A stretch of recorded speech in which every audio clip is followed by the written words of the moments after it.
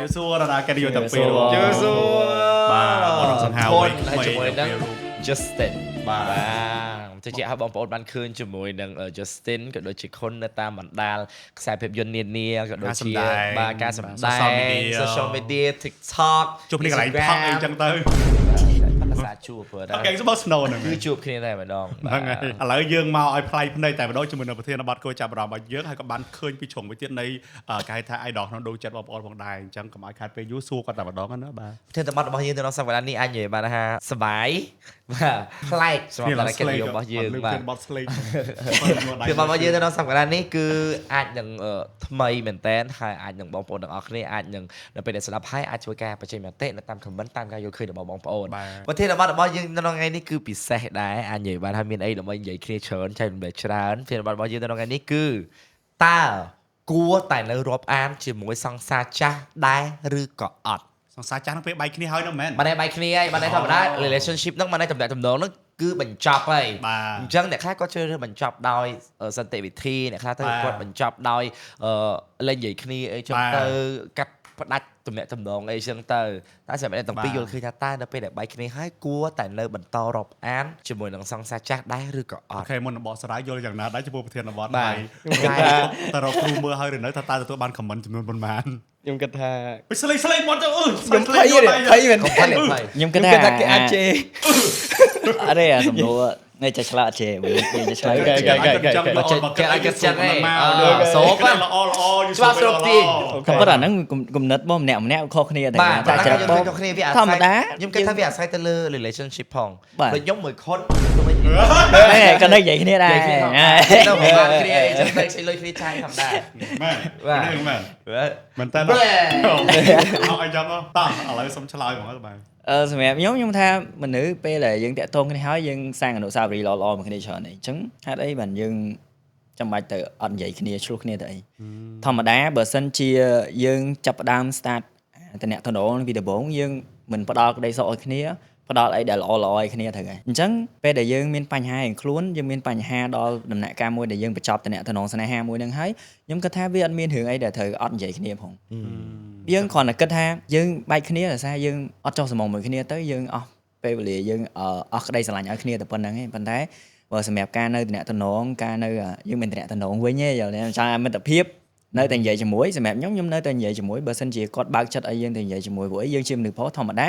សម្រាប់បើមនុស្សស្រីគាត់តែងតែគិតថាបើសិនជាមនុស្សប្រុសទៅនិយាយមួយគាត់មុនគាត់អាចនឹង open ជាមួយយើងដែរសម្រាប់យើងគិតដូចគ្នាអញ្ចឹងខ្ញុំក៏ open សម្រាប់គាត់ដែរបើសិនជាគាត់ចង់មានតំណតំណងជាមិត្តភាពជាមួយយើងធម្មតាវិញព្រោះអីពេលដែលយើងស្រឡាញ់គ្នាគឺយើងផ្ដល់ក្តីសុខឲ្យគ្នាច្រើនមែនទែនយើងមានអនុស្សាវរីយ៍មួយគ្នាច្រើនយើងធ្វើរឿងល្អៗជាមួយគ្នាច្រើនអញ្ចឹងយើងគិតថាគ្រាន់តែការបែកគ្នារបស់តំណតំណងរបស់យើងពីរនាក់ហ្នឹងយើងទៅផ្ដាច់ចោលគិតថាអនុស្សាវរីយ៍ល្អៗទាំងអស់ហ្នឹងគឺជាចំណុចអាក្រក់របស់នៅរៀងខ្លួនទៅអី ខ្ញុំគិតថាវាជាការល្អដែលស្វែងយល់ពីគ្នាយើងគ្រាន់តែគិតថាអាហ្នឹងជាផ្លូវមួយដែលឲ្យយើងស្វែងយល់ពីមនុស្សម្នាក់ហ្នឹងឯងអញ្ចឹងយើងស្វែងយល់ហើយយើងអត់អាចបន្តទៅមុខមួយគ្នាទេយើងគ្រាន់តែគិតថាផ្លូវរបស់គាត់ធ្លាប់ដើរជាមួយយើងគឺ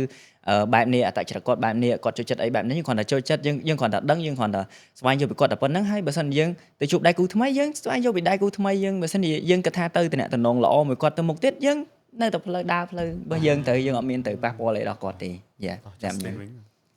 បើសម្រាប់ខ្ញុំវិញសម្រាប់សង្សារចាស់តែបែកគឺបែកហើយបងអត់មានអីត្រូវនិយាយគ្នានិយាយទៅគឺដាច់ស្រេចហ្មងដោយសារតែមនុស្សខ្ញុំអត់ដឹងថាខ្ញុំមានអ្នកដូចខ្ញុំអត់ទេពេលដែលខ្ញុំនៅស្រឡាញ់គឺស្រឡាញ់ប៉ុន្តែពេលដែលបែកគ្នាហើយគឺដាច់ហើយអត់នៅញ៉ៃញ៉ៃឬក៏ជួបមុខអីឃើញនៅឆាតតែគេខ្ញុំគឺដាច់ផឹងហ្មងទោះខ្ញុំស្រឡាញ់ 2-3 ឆ្នាំមានម្នាក់ទៀតដល់ 5 ឆ្នាំក៏មានដែរប៉ុន្តែពេលបែកឲ្យសួរថាខ្ញុំសេតខ្ញុំពិបាកចិត្តខ្ញុំទៅយំអីដូចគេខ្ញុំអត់មានអាមនោសញ្ចេតនាហ្នឹងដោយសារខ្ញុំ commitment មួយខ្លួនឯងថាស្រឡាញ់គឺស្រឡាញ់ឈប់ស្រឡាញ់គឺឈប់ស្រឡាញ់ហ្នឹងមកអញ្ចឹងវាអត់មានឲ្យធ្វើអារម្មណ៍យើងទៅថាបែកគ្នាបែកនៅស្ដាយគេនៅយំនៅអីនៅនឹកគេខ្ញុំអត់ទេខ្ញុំបែងចែកពីរនឹងដាច់មកស្រឡាញ់ខ្វល់ខ្វាយបារម្ភតែបើអត់ស្រឡាញ់ទេគឺសំបីតែគិតពីគេគឺខ្ញុំអត់គិតដែរមិនថាដល់នឹកពីគេ តើអាចខ្លាចជាមិត្តភក្តិអីបានទេ វាអត់អាចអាហ្នឹងសម្រាប់ខ្ញុំវាអត់អាចបងដោយសារតែដូចខ្ញុំនិយាយមិញនៅស្រឡាញ់ប៉ុន្តែបើអត់ស្រឡាញ់គឺចប់ត្រឹមហ្នឹងហើយណាមួយពេលដែលយើងបែកគ្នាយើងឈប់ស្រឡាញ់គ្នាហ្នឹងវាតែងតែមានរឿងអីមួយអីដែលអត់ចោះសម្រងមួយគ្នាអីបើយើងចោះសម្រងមួយគ្នាក៏យើងមិនបែកគ្នាដែរថើតបងអញ្ចឹង វាអាចមានរឿងខ្លះរឿងធំរឿងទូអញ្ចឹងអាហ្នឹងវានៅខាងក្នុងទៀតអញ្ចឹងបងហើយបើរឿងខ្លះវាដូចលើសដូចសង្សារចាស់យើងហ្នឹងគាត់ទៅក្បត់ឬក៏គាត់ធ្វើអីមួយដែលវាលើសលប់ដែលយើងអត់អាចទទួលយកបានអាហ្នឹងសូម្បីតែមុខក៏ខ្ញុំអត់ចង់ឃើញដែរ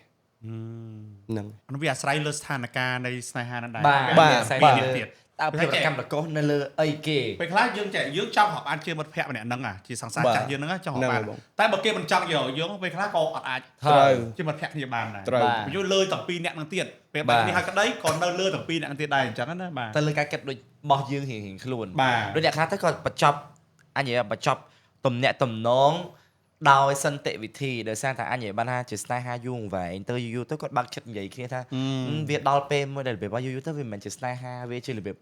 ការអាណិតនៅដើម្បីអាណិតឬក៏នៅដើម្បីរបៀបយល់ពីគ្នាឬក៏របៀបអស់ចិត្តស្រឡាញ់ហើយសូមធ្វើទៅជាពួកម៉ាក់នឹងគ្នាក៏វាអាចមានហើយជាក់ស្ដែងនៅក្នុងស្ថានភាពខ្លះអាចនឹងរបៀបបែកគ្នាដោយសារមានរឿងអកម្មកុសអីមួយឬក៏បញ្ហាអីមួយដែលមិនអាចនឹងចុះសម្រុងនឹងគ្នាបានអ្នកខ្លះពេលខ្លះអាចនឹងចប់ដោយសន្តិវិធីពេលខ្លះទៅក៏អាចចប់ដោយចប់គ្នាហើយគឺចប់តែម្ដងគឺរបៀប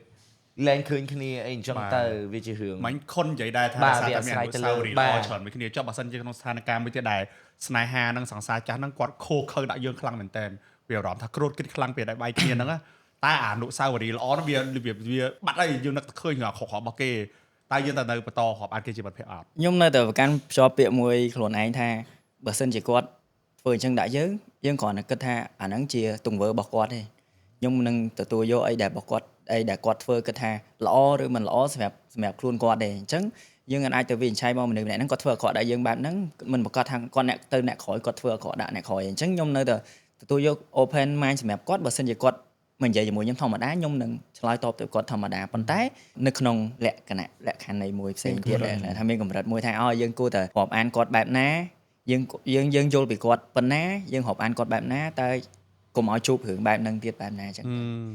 បើមែនតើទៅយើងអត់សម្រាប់ខ្ញុំពេលដែលខ្ញុំបែកពីសង្សារចាស់មួយទៅបីគាត់ក្បត់ខ្ញុំក៏ដោយក៏ខ្ញុំអត់ស្អប់គាត់ដែរខ្ញុំមិនដែលមានពាក្យថាស្អប់ក្នុងចិត្តខ្ញុំទេព្រោះខ្ញុំតែគិតថាធម្មតាបែក